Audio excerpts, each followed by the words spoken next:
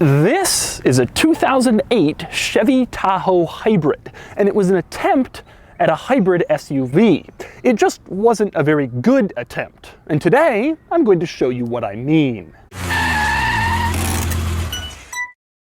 Now, first off, I should mention that I've rented this Chevy Tahoe Hybrid using Turo, which is this cool business that lets you rent other people's cool and interesting cars instead of your typical boring airport rental cars. You can click the link below to sign up for Turo, and you'll get $25 off your first Turo rental. But let's talk about the Tahoe Hybrid.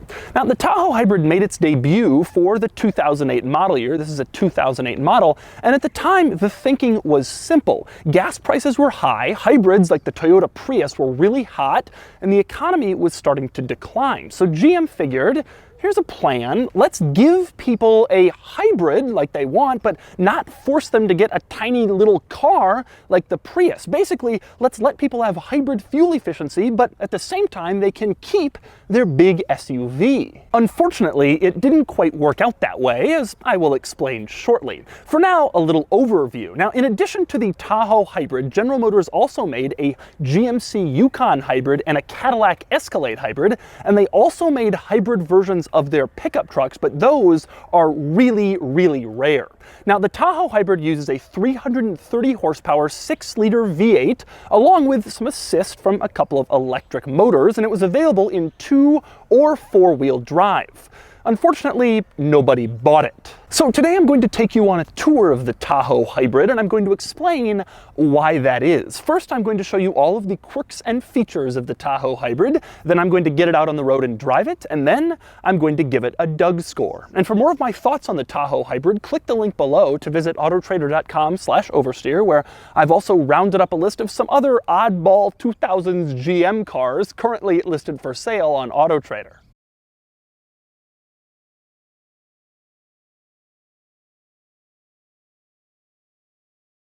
Now, I'm going to start the quirks and features by discussing why the Tahoe Hybrid wasn't successful, and that means starting with the Tahoe Hybrid's single most excessive characteristic. Unfortunately, it wasn't fuel economy.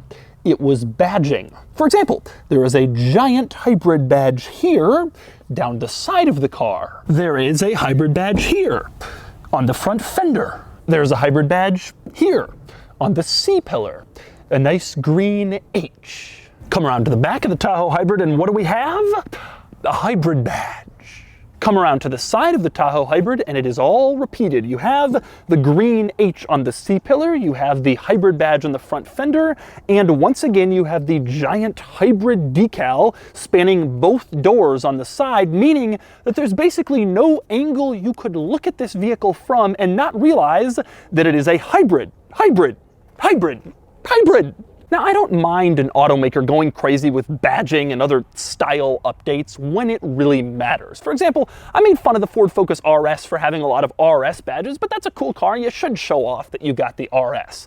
Unfortunately, the Tahoe Hybrid isn't quite on that level. You see, for all of the badging that Chevy did, the hybrid version of the Tahoe with 4-wheel drive got 20 miles per gallon city and 20 miles per gallon highway. The regular version with 4-wheel drive got 14 miles per gallon city and 20 miles per gallon highway. In combined driving, therefore, the hybrid got 20 miles city and highway, and the regular Tahoe got 16 miles per gallon city highway, meaning the Tahoe Hybrid gained you only 4 miles per gallon. Now, I admit that is a pretty big percentage difference, 25%, but at the end of the day, it's still only 4 miles per gallon. In fact, if you count up all the hybrid badging on the outside of this car, you will get 7 hybrid badges, but it only got 4 more miles per gallon. This vehicle has more hybrid badges than actual extra miles per gallon over the standard model. And that's just absurd. Now, this wouldn't even be so bad if the price premium over the regular Tahoe was fairly minor. If Chevy only charged $2 grand more for 4 miles per gallon, that would be a pretty good deal. But of course they didn't. The regular Tahoe LT, which was the base vehicle for the hybrid, that started at $46,000. The hybrid started at $55,000, meaning you paid $9,000 for 4 miles per gallon. Not exactly a great value proposition, although admittedly some of that 9 grand probably went to all of the hybrid badging. But Chevy didn't stop there with distinguishing the Tahoe Hybrid from the regular Tahoe. There were also a few other special little details known only to connoisseurs of the Tahoe Hybrid. For example, the front bumper. The regular Tahoe front bumper had a few more like inlets and a little bit more style to it, but they flattened it out for the Tahoe Hybrid for aerodynamics. And below the front bumper, Chevy added this big black plastic thing going around the entire front bumper, also for aerodynamics, so not as much air could get under the car and therefore hamper its fuel economy. Sports cars have a front splitter.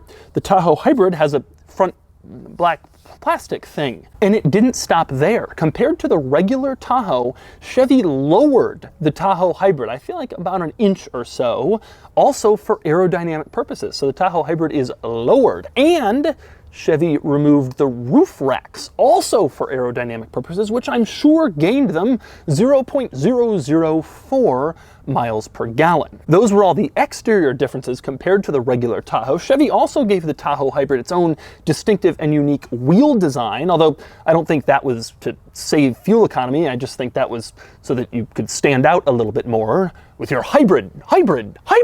Now, before I get into the other quirks and features of the Tahoe Hybrid, I want to say something. I like hybrid SUVs. I like them as a concept. People like fuel economy in hybrid cars, and people like SUVs, and the idea of combining them is a good one. And GM did it first with this vehicle, and I applaud them for it.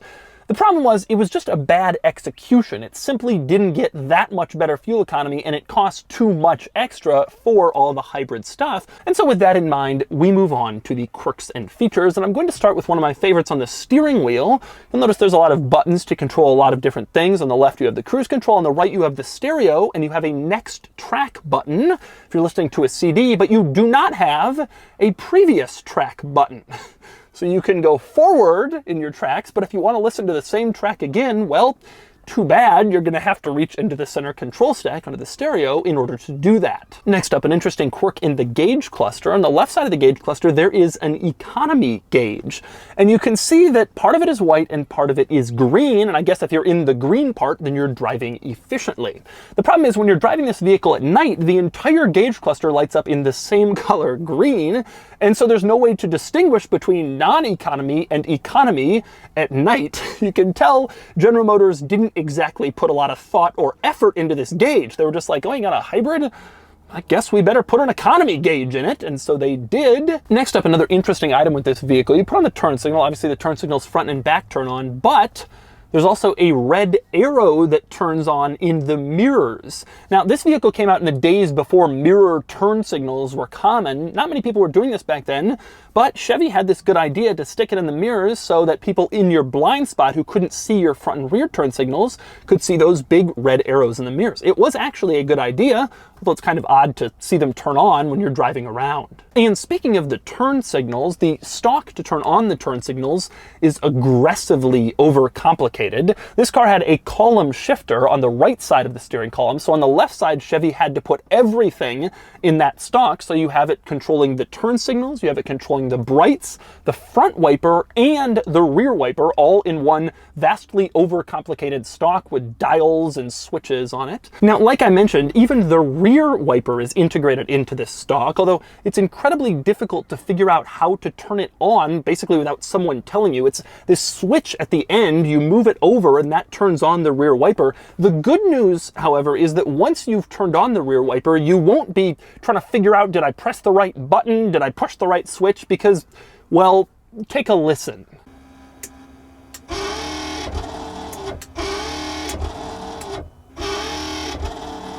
Next up, another interesting item with this vehicle. Like I mentioned a minute ago, this cost around $55,000. That was in 2011, 2012 pricing, so like 7-8 years ago. And I'm a little disappointed with what you got for your 55 grand. For example, you get power front seats, but only the bottom part is power. The rest of the seat, the backrest, the lumbar, that's all manually adjusted. For $55,000, 8 years ago. It's like 60 grand today. With that said, this vehicle has a vast innovation in the world of cup holders. Check this out. You have the cup holders here in this front center console. Well, they can either be here or here. That's right. You spend 55 grand, you can move your cup holders back 4 inches. Very configurable, brilliant idea. Now we're talking value for money. Next up, 2 other interesting items. One is over to the left of the steering wheel. You have this little tiny square storage compartment. I think that's for coins, so the coins are easily accessible if you pull up to a toll booth. The problem, of course, being that it's just open, so when you accelerate, any coin that's in there is just gonna kind of shoot out. But, you know, the idea is there. Same deal with the passenger footwell. Good idea, having a passenger footwell. Unfortunately, Chevy decided to intrude on it with this giant plastic piece that robs a little bit of leg room and stretch out room down here. It shouldn't really affect that much when you're sitting in this seat, but it's not ideal. Next up, another item very much worth mentioning with the Tahoe is the fact that this vehicle is a very poor use of space. All right, check this out. This car is 202 inches long. Put a way that our global viewers can understand, it is about 3 feet longer than a current Volkswagen Golf. But when you open the back, there's a bit of a disappointment. And that disappointment is cargo space. You see, even though this is a massive vehicle, 202 inches long, 3 rows of seats, it doesn't have any cargo room behind the 3rd row of seats. Take a look at this.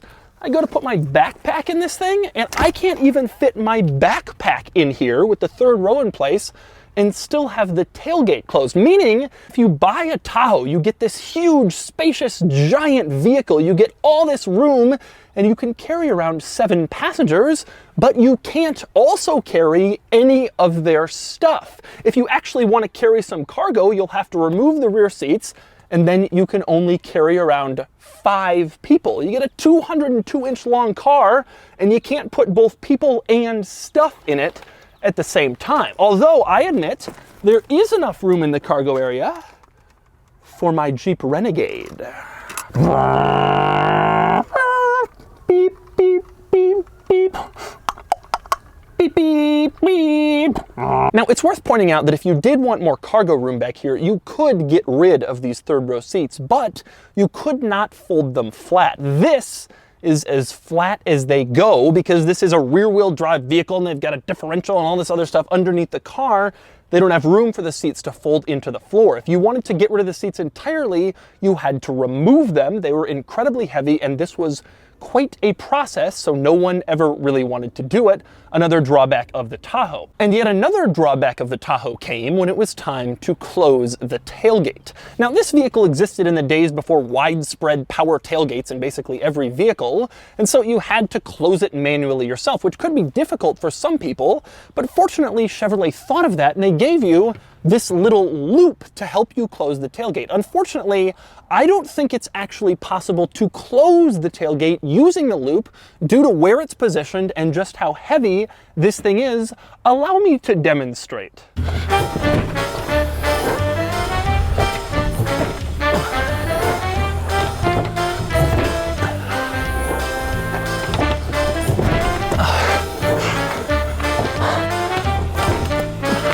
In the end, I guess the point of this loop back here is that you were supposed to use it to just pull the tailgate down most of the way, and then quickly reach up and grab it, and then close it completely. Again, not very useful. Now, next up, we move on to the back of this vehicle, and this is the place in the vehicle where I think you can best see what I consider to be the really cheap materials in this car. Take a look, for instance, at the rear door panels. Imagine paying $55,000, $60,000 for this thing with options, and you get this crappy, cheap plastic all over the door panels. It looks like the kind of thing you'd see in a really, really low-end economy car. And when the doors are closed, the gap between the door panel and the plastic on the pillar is just absolutely massive. So much that you can see the exterior paint color through it. It is just really not all that good craftsmanship and quality, especially given the price of this vehicle. Now, I don't want to beat the Tahoe up too badly for this because you got to remember this car came out 10 years ago. And 10 years ago, even BMW and Mercedes-Benz interiors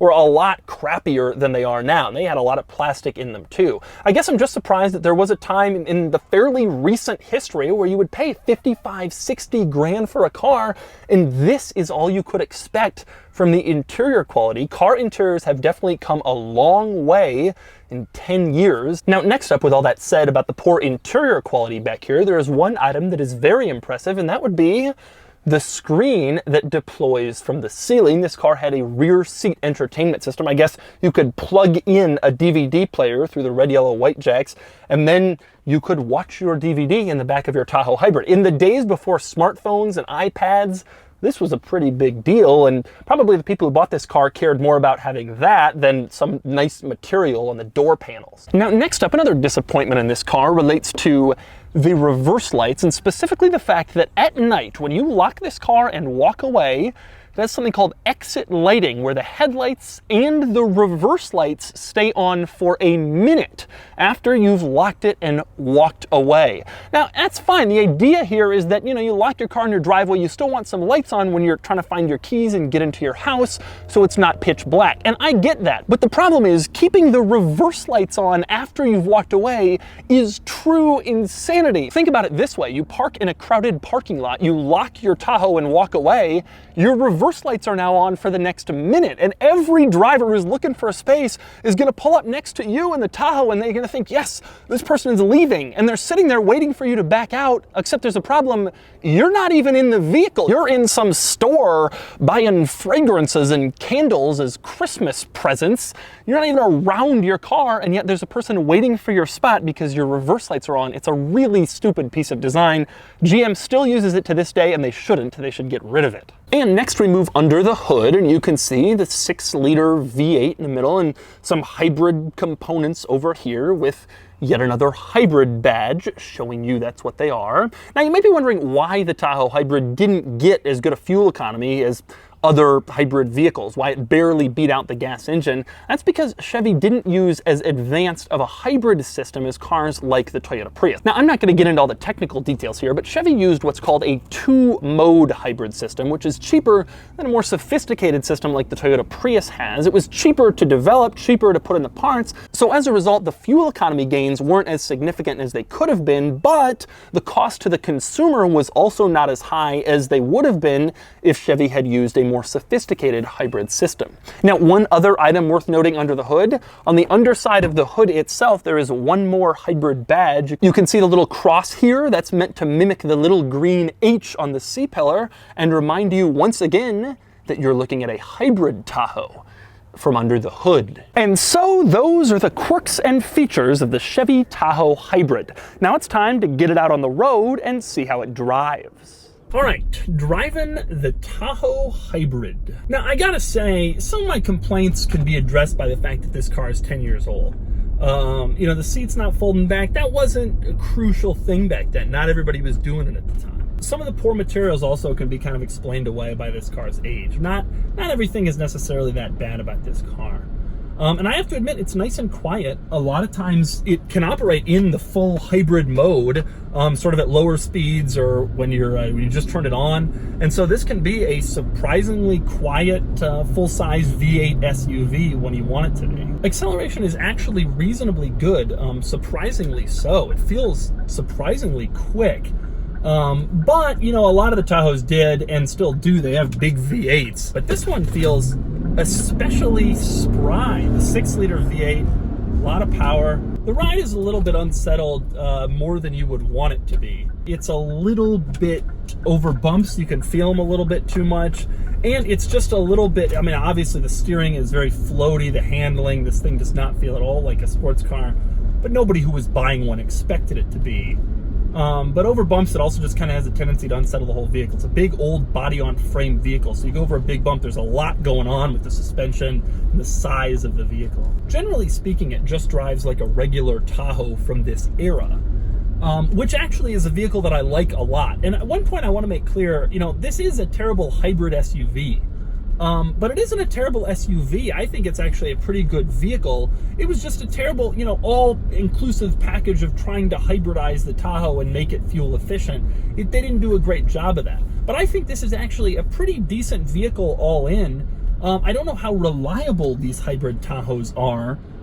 But if they are reliable, I think it would probably actually be a pretty decent buy today, because when you think about it, you do get 25% extra fuel economy, and I guarantee they don't have any price premium over a regular Tahoe. There's nobody specifically searching for one of these.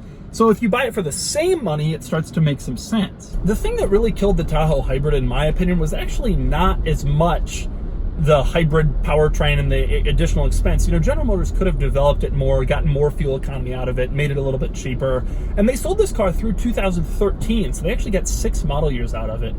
The big problem, though, I think, was that buyers shifted their tastes, and they no longer wanted these big Tahoes and Suburbans quite as much. What ended up happening was people seemed to start gravitating towards crossovers like the Chevy Traverse, which got better fuel economy than the Tahoe and still seated 7, and it wasn't like it was any smaller inside, because the Tahoe has that cargo area problem that I showed you. And so you could get a Traverse. It's more car-like, it's more easy to use in the city, where most people are driving these things, hauling families around. And so it just didn't make sense anymore. And so that's the Chevy Tahoe Hybrid. The Chevy Tahoe from this era was not a bad vehicle. And I like the idea of hybrid SUVs. I think there should be more of them. And frankly, 20 miles per gallon in the city was a pretty good figure, especially for a vehicle this big 10 years ago. But the Tahoe Hybrid had problems, namely the identical highway fuel economy figure and the huge price increase over a standard Tahoe. Now, Chevy tried admirably to compensate for those issues with excessive hybrid badging, but it didn't quite work. And now it's time to give the Tahoe Hybrid a Doug score. Starting with the weekend categories and styling, the Tahoe from this era looked fine, nothing special, and it gets a 5 out of 10. Acceleration is decent for a big SUV, but slow overall, and it gets a 1 out of 10. Handling is ponderous with light steering and big body roll, and it gets a 2 out of 10. Fun factor is low. It's a big SUV with not much fun about it, and it gets a 1 out of 10. Finally, cool factor, and big SUVs are always a little cool, but this one isn't especially exciting, and it gets a 2 out of 10 for a total weekend score of 11 out of 50. Next up are the daily categories and features. The Tahoe Hybrid is fine, nothing special, and it gets a 3 out of 10. Comfort is good enough, and it gets a 6 out of 10. Quality is okay. The powertrain is fairly reliable, but the interior quality is mediocre, and it gets a 6 out of 10. Practicality is good with lots of seating and not too horrible fuel economy, but cargo space is mediocre. Still, it gets a 9 out of 10.